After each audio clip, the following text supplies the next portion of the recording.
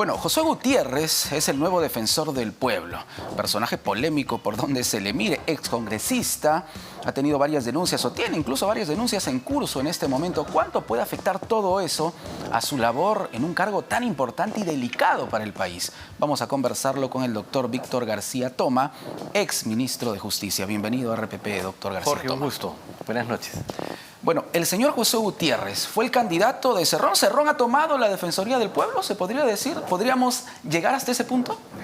Bueno, para llevar a cabo esta elección, y en principio es natural que las fuerzas políticas se pongan de acuerdo. En este caso ha habido una concertación que ha logrado increíblemente 88 votos. El problema es que ese proceso de concertación le produce al país el que una persona que no tiene méritos académicos, que lamentablemente tampoco muestra una conducta ética, digamos, que le dé brillo al cargo, que exige la Defensoría del Pueblo, es una magistratura de la persuasión, una magistratura moral. En consecuencia, quien conduce esa institución tiene que ser una persona sin mácula, sin tacha. No es el caso del señor Gutiérrez, que aparece en el escenario público en el famoso suceso que usted comentó hace unos minutos en Rusia. Luego ha ido de saltimbanqui de una a otra organización política, demostrando pues una incoherencia, ¿no? Política, y luego existen estas denuncias, ¿no? Claro. Que probablemente en algún momento determinado de su periodo florezcan y generen una grave situación. En este caso, por ejemplo, las denuncias en su contra, las que están caminando en contra de Josué Gutiérrez, ¿van a continuar? Sí, bueno, eso eventualmente podría terminar en una acusación constitucional por parte del Ministerio Público, ¿no? Y digamos, solicitar el levantamiento del fuero, ¿no? Con la suspensión en el cargo. Eventualmente podría ser ese el caso. Pero ya ingresar a la Defensoría con esa mochila, digamos, es muy complicado para él, pero además es un desprestigio y un demérito para la institución. Y les contamos a nuestros amigos de Sin Vueltas que en breve vamos a tener aquí en los estudios de RPP, de hecho ya se encuentra con nosotros y va a ingresar dentro de algunos instantes, el defensor del pueblo, Josué Gutiérrez, quien va a contestar a nuestras preguntas sin vueltas también aquí en RPP Televisión.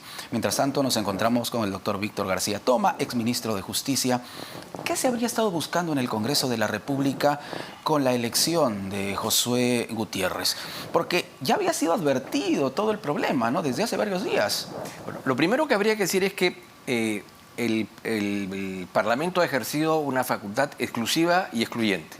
En segundo lugar, ha seguido un procedimiento reglado por la Constitución y su propio estatuto de organización. Hasta ahí todo bien. En tercer lugar, de acuerdo con la ley, se optó por la modalidad de la invitación, lo cual es correcto. Que para alcanzar esos votos, finalmente se requiere un amplio abanico de concertación que va desde Fuerza Popular a Perú Libre. Hasta allí, digamos, dentro de las reglas de la legalidad es correcto. El problema está en la decisión, ¿no? Definitivamente, con todo respeto para el señor Gutiérrez, no es la persona idónea. No lo es ni por méritos académicos, ni lo es por méritos profesionales, y evidentemente su conducta en el ámbito público genera suspicacia, ¿no? Ahora, Josué Gutiérrez, como defensor del pueblo, va a presidir la comisión para elegir a los próximos integrantes de la Junta Nacional de Justicia, nada más ni nada menos. ¿Cuán riesgoso es eso? Yo estaría tranquilo allí por lo siguiente. Sí. Esa Junta está integrada además por el presidente de la Corte Suprema, por la fiscal de la Nación, por el Contralor General de la República y otros integrantes. En primer lugar, estamos hablando en el caso del Poder Judicial y del Ministerio Público, obviamente no van a permitir, por la salud institucional, procedimientos de nombramientos o ratificaciones que sean, digamos, aviesas o poco transparentes, ¿no? En segundo lugar, son personas que tienen ñeque, fuerza, o sea, digamos, no se los va a pasear. Y, digamos, por ahí yo estaría tranquilo.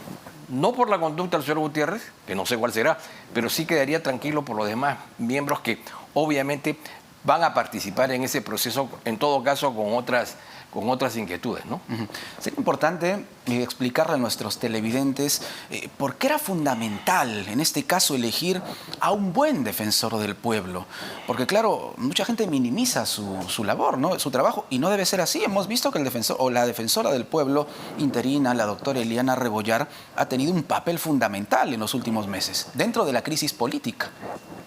Por dos razones. En la primera, tengo la cordial discrepancia con usted en el sentido de que en los últimos tiempos la Defensoría del Pueblo tuvo ya un sesgo ideológico con un cartabón de políticas institucionales que evidentemente no corresponden al sentimiento de la mayoría de la población.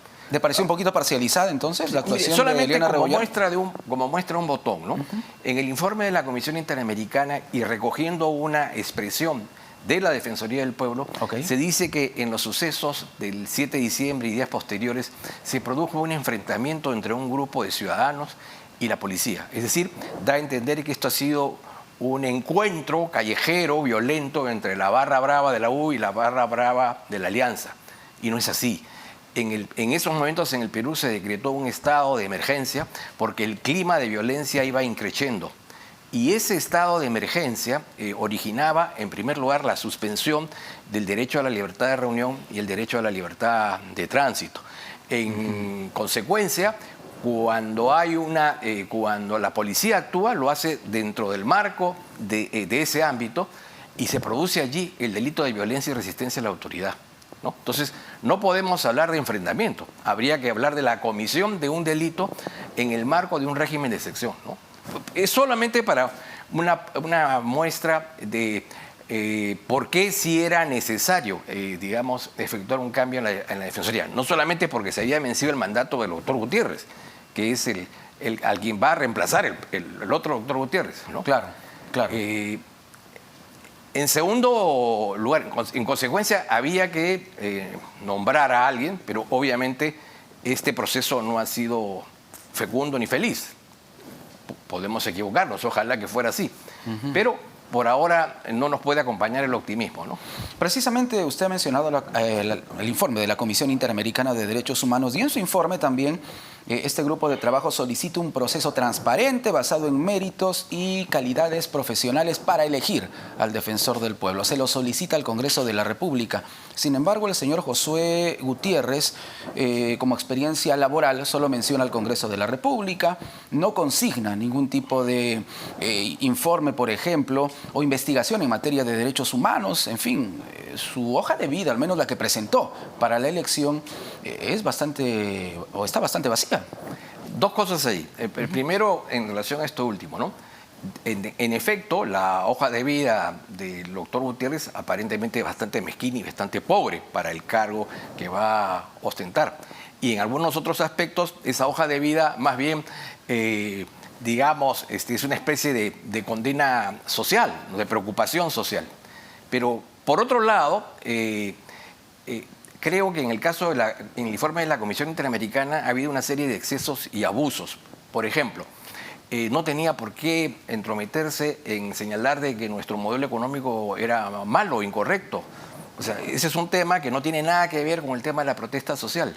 El hecho de que si el Parlamento puede llevar a cabo o no reformas constitucionales, si pueda formalizar procesos de fiscalización o incluso sobre el perfil de las personas que deba elegir el Congreso, porque ese no era el objeto o la materia de su informe, como tampoco lo era y lo es el considerar que aquí ha habido en el Perú masacre y en segundo lugar que ha habido un problema étnico-cultural, ¿no?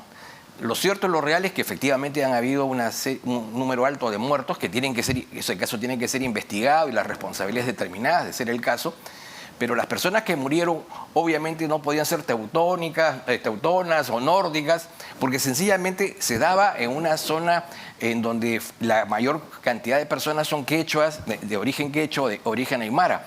Incluso los soldados y los policías que han participado en esas refriegas son oriundos de esa zona. Entonces, hablar de un problema étnico, cuando el tema era una bandera política que estaba dirigida a la rebelión, porque ¿cuál era la bandera? Primero, la salida de la señora Boluarte, fuera de los cauces de la Constitución. Segundo, el cierre del Congreso. Y en tercero, la Asamblea Constituyente. Esa era una plataforma política que además empujada en algunos momentos y por algunos sectores de los partícipes en estos hechos, tenía sin tintes subversivos en algunos sectores, ¿no? Claro, y la respuesta del Ejecutivo frente a este informe ha sido la adecuada, porque eso es lo que se reclama también, que el Ejecutivo no ha sabido responder bien ante esto, que es un informe que viene después de una visita a nuestro país, una visita corta, ¿no?, de los integrantes de la comisión. Yo creo que el gobierno viene perdiendo por goleada en varios aspectos. Creo que la Cancillería, por ejemplo, no ha sabido hacer respetar el honor y la imagen del país. Todos los días nos vapulean, ¿no es cierto?, el presidente de Colombia, el presidente de México, distintas organizaciones vinculadas con el Foro de Sao Paulo, el Acuerdo de Puebla, etcétera, etcétera. Y nuestra respuesta es muy débil, es muy canija, ¿no? Y luego incluso el gobierno no ha sabido explicar la justeza de la elección de la señora Boluarte. Aún hay un sector de la población que cree que ha habido aquí un golpe parlamentario, ¿no? En todo caso, lo rescatable del informe de la Comisión Interamericana es que sí, que reconoce que hubo un golpe de Estado y que la sucesión a cargo de la señora Boluarte fue constitucional. Eso me parece rescatable y debería ser en todo caso levantado, ¿no? Muy bien. Doctor García Toma, muchísimas gracias por acompañarnos aquí en RPP. Gracias a usted, Jorge. El doctor Víctor García Toma, exministro de Justicia, contestando nuestras preguntas sin vueltas aquí en RPP Televisión. Volvemos con José